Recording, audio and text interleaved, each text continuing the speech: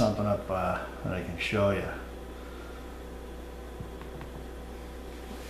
So it's not allowed to deflect the gravity wave once it's underwater. Once it's underwater, this is just, you know, just a dead gravity, you know, just a neutral gravity reading that you're getting over the ocean with the satellites. You know, I'm not 100% sure, but I'm pretty sure it only makes sense that the water would neutralize the mass and you wouldn't get the control. So what they did. So what happens when you, just say you go over to Giza, you take this out and you have the mass on the other side of the planet called the Hawaiian Islands. If you take out this mass, what you'll end up doing is reversing the gravity wave from, say, the Hawaiian Islands to the Giza plateau. And in essence, you will be causing a reverse flow of a gravity wave. So just say you take out, this is the Giza plateau right here, and you have the Hawaiian Island volcano or hot spot. If, like, you know, there's some crazy religious nutbags that want to get rid of the pyramids in Giza because they think it's you know, it's bad juju for their religion. This is what we're dealing with, right? So we got to deal with a lot of people to get into Giza. I'll get into that later. But anyways, if I say anyways once more, you know, I'm going to scream. So getting back to this.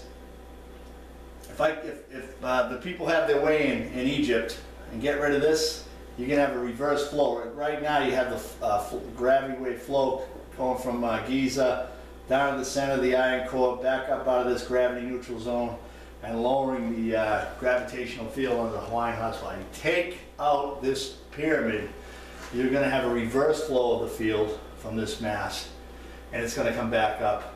And you know, you could actually have, you know, a rise, and you'll have a rise on the Giza plateau, you know, and over time there will be a volcano there. There will be a lava tube developing right up underneath it. You know, it might be the beginning of a super caldera. You know, don't want to do this. So getting back to my original point with the pyramid that got submerged during the last, you know, the melt, well, the melt was kind of, it's still in the big melt right now, soon to be getting out of it. The ancient geoengineers, to prevent this from reverse gravity waves, say this is Bermuda, and this is the China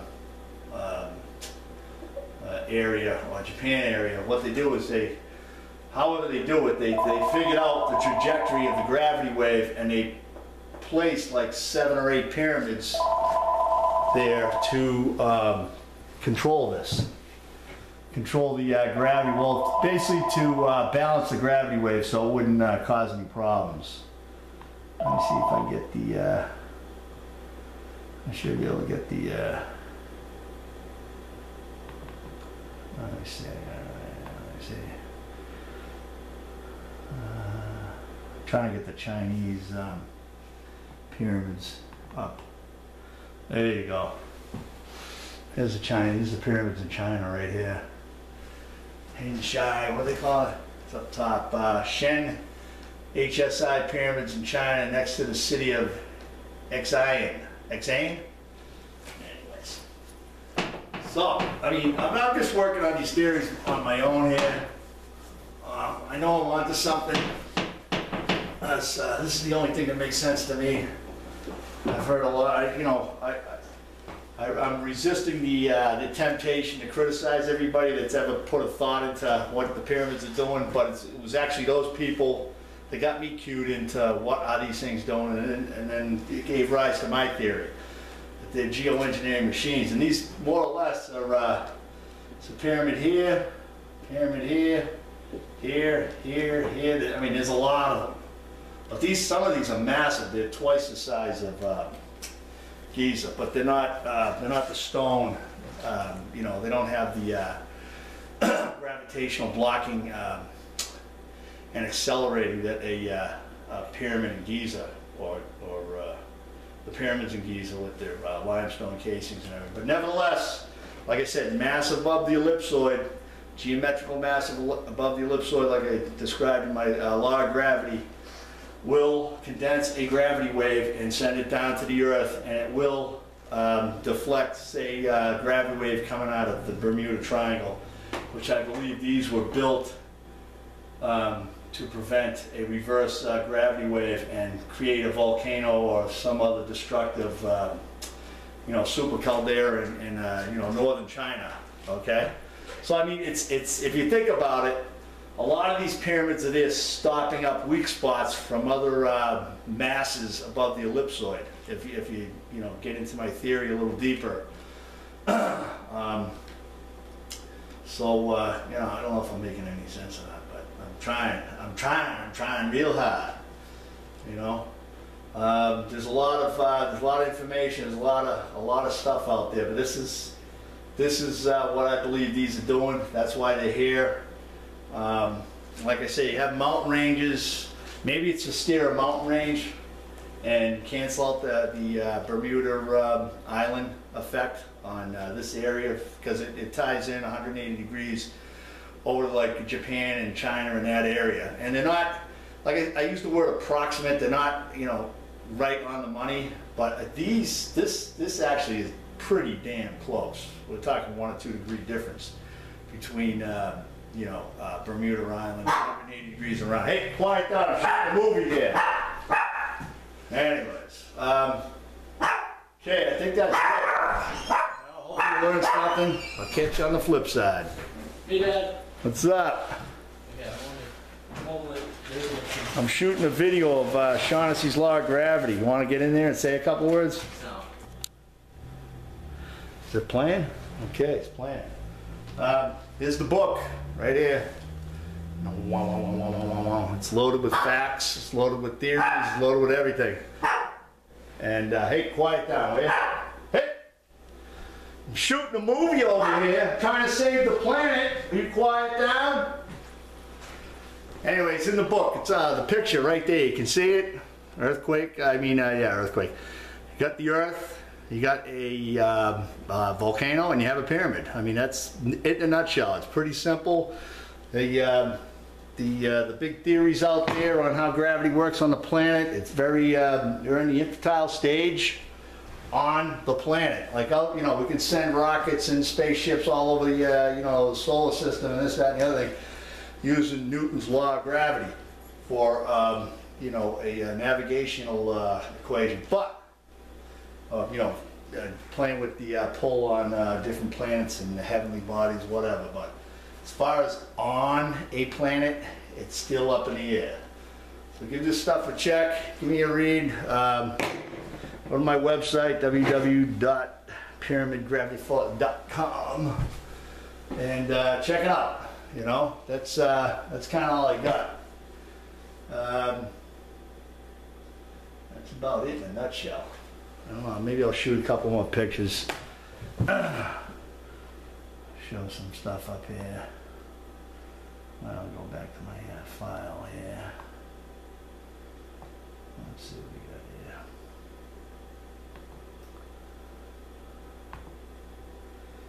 here. Yeah.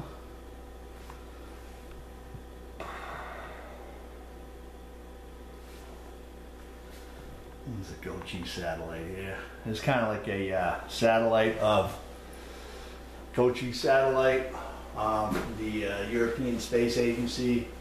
Give me a snapshot of the gravitational fields over planet Earth. Obviously, the brighter colors are higher. Blue the lowest. The gravity wave changes from here to there. So that's it. Now I think the pyramid of the sun's over here and Sri-Lanka's over here. Now this looks like it's broken right here. This area on the planet looks like it's broken. Now another I forget his name. He got the contract to rebuild the pyramid of the sun. Well, in his infinite wisdom, another Brit like Vice, These guys.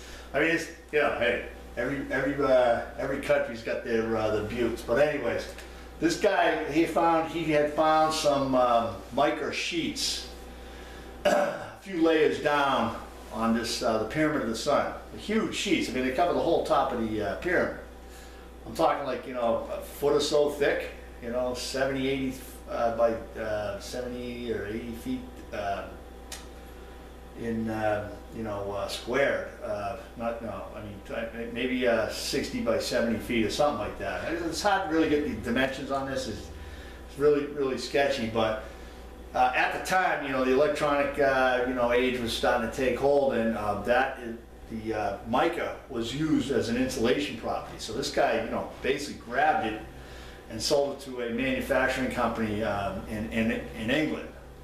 So what he did, unbeknownst to him, was he caused a reverse flow going back towards the Pyramid of the Sun, a reverse gravity flow. You know, prior to that, when he had the sheets on there, just a theory of mine, he had the mica sheets on there. Mica is like one of the best graviton blockers that I could find from the ancients. I'm just going by what I've picked up on this technology. They seem to gravitate towards mica percentage in granite's high, and mica itself obviously is, you know, mica. The percentage of mica in granite's high, and a few other things, but they seem to use these as their primary methods for increasing the graviton blocking capabilities of the gravity wave here on the planet. So this guy goes ahead and takes the mica sheets right off of the pyramid.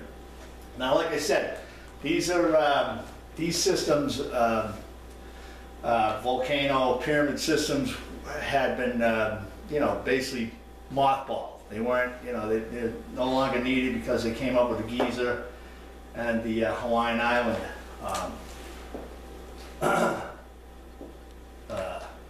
system. Okay, maybe it's because of land movement, what have you, I don't know. But anyways, getting back to the word anyways, I think what he did was, when he took this off, he caused a reverse flow of gravity going back, well, you know, going down the center of the earth and then back over to the you know, the Pyramid of the Sun. Just a theory I have, because this looks like some damage here. There is some damage here, or it's not. It's, you know, it's definitely a very low vacuum. It's almost like it's something's missing. But anyhow, that used to tie into the sun, and then you have I think the Xang province is right here, the Chinese pyramids, and you have the pyramids that are submerged in Japan. They tied into the Bermuda system. So you got Giza, Hawaii, Sri-Lanka, Pyramid of the Sun, and then you have, so let's see, you got Giza, Pyramid of the Sun, and then you have,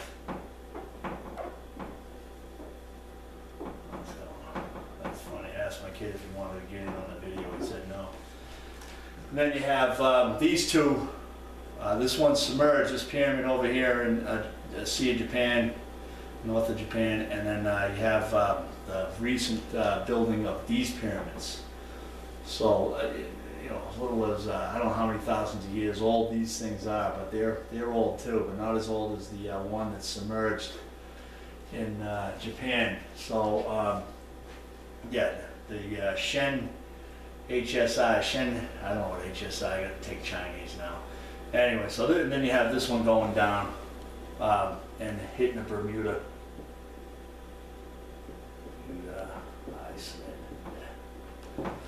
So, and that's the three major systems on the globe that have been used over the hundreds of thousands of years to control the weather. Like I said, the one that's in operation is Giza and Hawaii. These two are, you know, extinct. They're not working anymore. So why? I don't know why. Maybe they use them in an ice age environment or what have you, but right now the one that's in use is, like I said, Giza in Hawaii. But it's a nice picture, nice snapshot of the gravity wave on the planet. Check it out. It's, like I said, European Space Agency, GOCE satellite. GOCE, geoengineering. Now, what else do we got? I think that's about it. I just wanted to throw that out a little bit. Like I said, it's not rocket science, but it is in its infantile stage in the universe. I just want to give kudos to Christopher Dunn. This guy's, yeah, I mean, at least he had the fortitude to say, hey, these things are machines. He'll probably sue me for talking about it, but this guy was onto it with his experience and his work as a machinist, a builder, architect, and a few other things. But a machinist for the most part, and he's trained in how things are built and all the measurements and everything. And he's right on the money. I don't agree with his theory about hydrogen and making hydrogen and a few other things. But he did touch on it that this thing was acoustically balanced, acoustically tuned, and it's you could generate harmonics in there. If you go back to Tesla's earthquake machine, if you went in there and started had a computerized machine that would pulse every whatever second or milliseconds and get the natural frequency of the planet, you could conceivably do some damage. I think even Tesla said he could split the planet in half with his earthquake machine. So, but my theory is it's not an earthquake. I mean, it's not a Tesla. It's a gravity wave. It's a gravity density wave generator, and it lowers the gravity field under the Hawaiian HOT SPOT. So, again, Christopher Dunn, Giza Pyramid, great book. Guy got a lot of detail in there, a lot of excellent information. There's a lot of great people in this business that really. Here's me having a few moments of thinking about the pyramids, just staring off into space. Pyramids! It's all about the pyramids! So, alright, so that's it. That's the gravity snapshot. I just wanted to throw that out there. There's not much else going on. Alright, we'll stop now. Wake up! Everybody can wake up now. Go reheat that bowl of popcorn.